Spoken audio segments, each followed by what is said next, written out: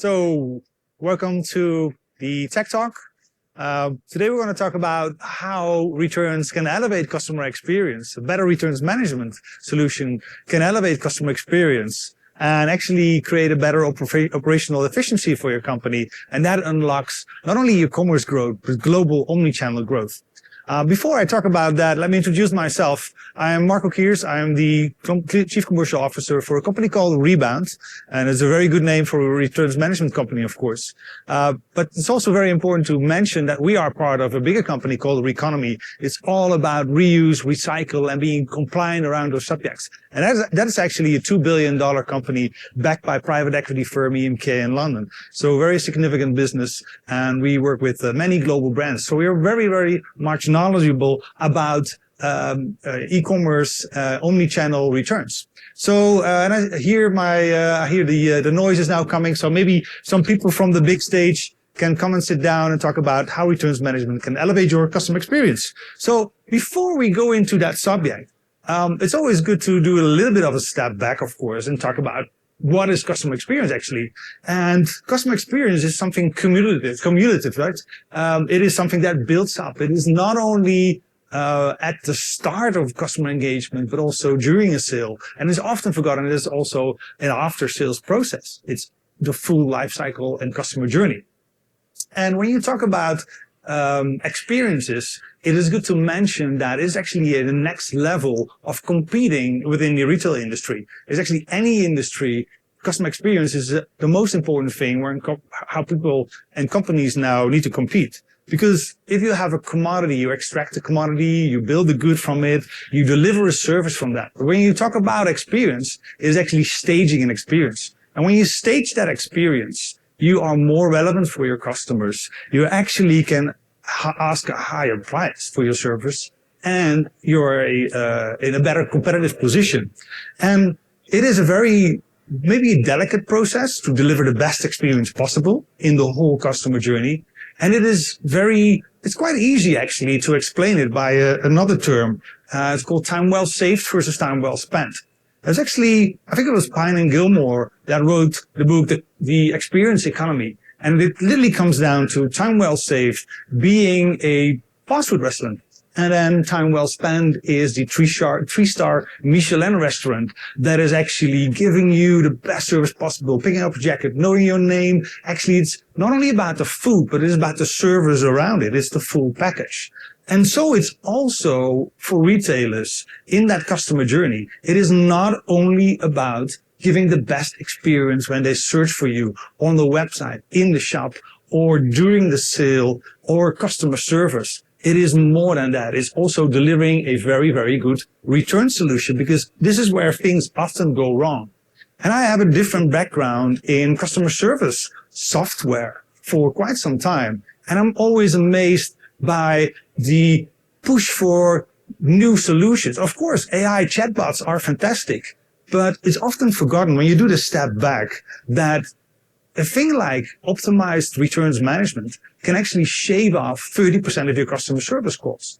And when you talk about AI chatbot, while being it a fantastic solutions or AI for customer agents to do case wrap up, that is, of course, giving faster service or faster, better agent case resolution.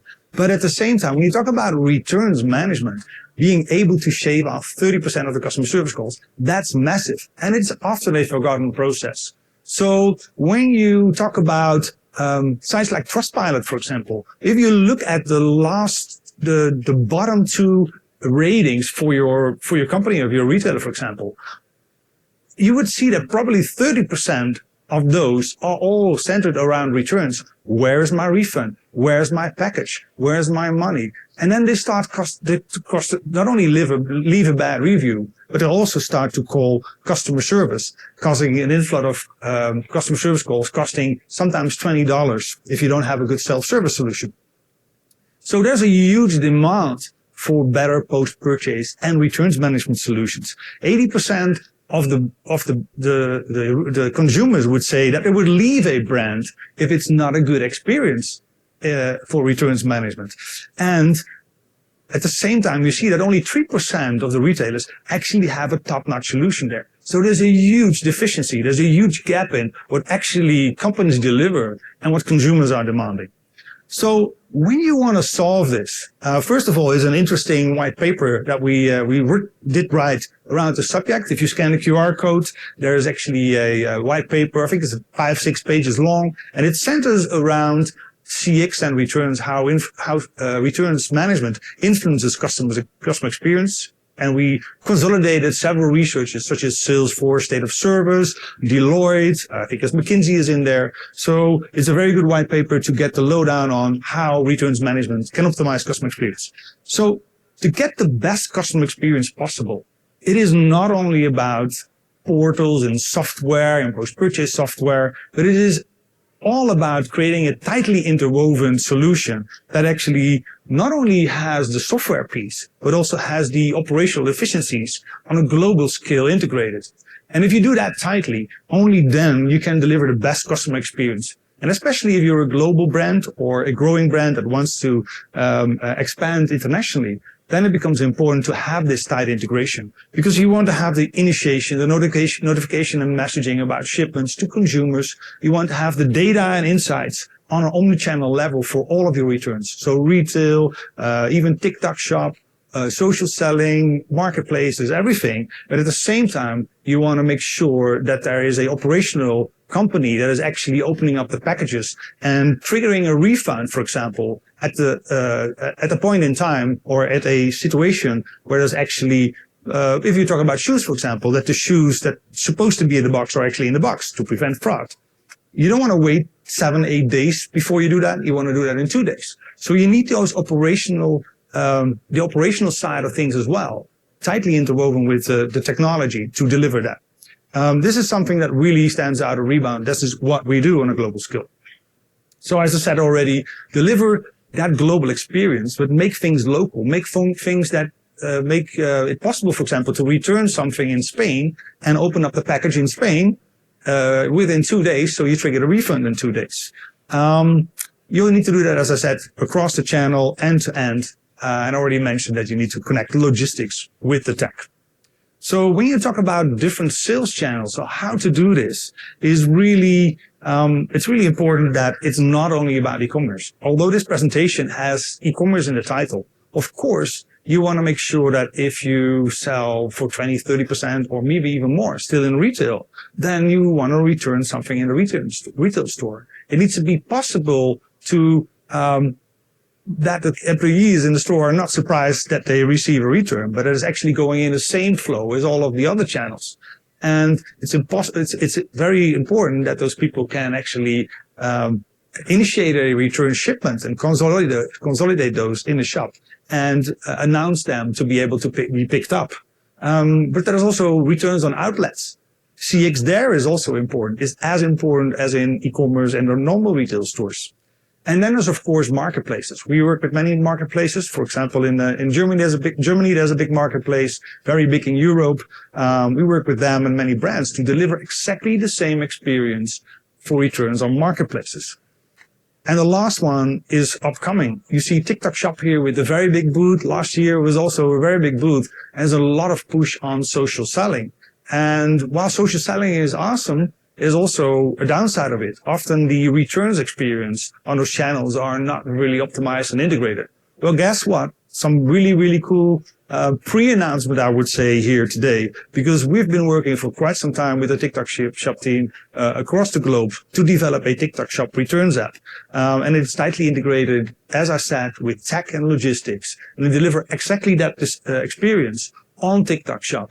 It's the same level as the normal e-commerce experience. That will be announced probably in 2 weeks' time, and there will be enablements on what it actually is. I can tell you more if you have some time later today, but it is I would say a pre-announcement coming soon. That's for UK and US and also the other countries such as Spain, Ireland, France, Italy that are coming up at TikTok Shop. So when you talk about returns, the process, as I said, the software, the tech side, the returns initiation side, that needs to be having a user-friendly portal with different languages and currencies, different payment options if you want to have paid returns. Maybe you want to have exchanges, maybe funded returns, and it also needs to capture comprehensive returns reasons that are specific for your business, that we can feed back as data points to be able to analyze. Maybe you can avoid returns and don't need to grow your returns. Maybe you can downsize that amount of returns. Local returns options. So you want to have consumers being able to tap into the different carriers. If they're in the UK, maybe they want to work with the local carrier, local returns provider. Maybe they want to have a pickup at the house or maybe at a drop-off point. So all of these different options, we are tightly integrated with those carriers to be able to deliver that experience to your consumers that then actually have choice how to return things via which provider. You don't need to manage those contracts anymore on a global scale. We do that for you. So as I said, local carriers for both B2C, but also for B2B. If pickup needs to be done into the retail store, we already have the contracts and the integration to make that possible, build upon our contracts with those global carriers. So it's all about choice and being agnostic. So when you talk about the actual handling in the physical locations of those returns, that's called processing. Basically, it comes in a processing warehouse, and you want to do that fast, right? You want fast refunds. You want less customer service calls. People don't want to complain about where's my money or where's my package. And you want to verify those returns, because technically you could give the money back at a point in time when somebody initiates the return. But that will cause a massive amount of fraud. And at the same time, we make a solution where in 2 days' time, we not only prevent fraud, but still keep customer experience at the right level. So local item registration is checking actually what is in the box, triggering the refund, and maybe you want to store it to outlets or maybe to recycling, maybe to re-commerce. So we can all do that in the processing sites. Maybe you want to have some rework and the light cleaning done. Maybe some more heavy cleaning, such as ozone cleaning for dresses, for example. So that is all important to deliver that experience to the consumer and give them choice, but also for you as a retailer to create operational efficiencies at the same time and reduce cost. It goes hand in hand. So when you talk about processing, it needs, as I said, it's a global operation, but it needs to be localized. You need to be able to do this within 2-3 days. Otherwise, people will start calling you, where is my refund? Where is my return?